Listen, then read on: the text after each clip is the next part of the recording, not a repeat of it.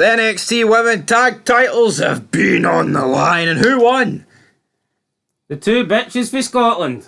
Alba Fyre. No, the one of them ain't from Scotland. The gingerhead one ain't. She is. She's from Ireland. Isla Dawn. Aye. Isla Dawn's from Ireland. Nah, well, she's related to someone from Scotland. Are you sure? You get the person that Grado does his podcast with, who I do not listen to anymore. That's his niece. So. Which one? The wee one or the big one? Or the bigger one? Not your wee man. What? The wee guy. The wee guy is like 3 foot. Tam. Is that his name? No, not Tam, for God's sake. The other guy? Aye, some guy he does a podcast with, I think. He's a Rangers fan. They do a Rangers podcast together or something like that.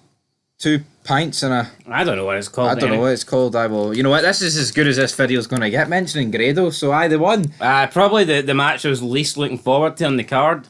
Yeah, that's fair enough. Or maybe the NXT North American Championship match. But I feel like, at least with the North American Championship match, it could at least be a bit entertaining. And it was. Whereas this wasn't really. This was just a bit dead. Yeah. I don't really care about these two at ringside. Pete Jensen, or whatever his name is, and Brooks. Brooks Jensen and Josh Briggs. Aye, Brooks. It's not quite Riggs and Murtaugh, is it? Lethal Weapon. Riggs! I'm too old for this shit. So yeah, Fallon Henley wants... Not Fallon Henley. Kiana James wants the bag. I guess she's going to cheat. Got something in the bag. Brooks is going to give her it, but Briggs is like, don't you dare, don't you do it.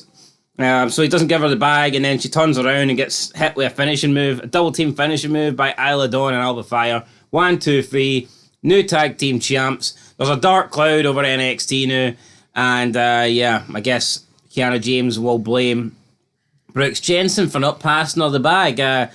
Pretty weak match. Not a lot else to say about that. I feel like it was a perfect placement for the match, though. You know, right in between.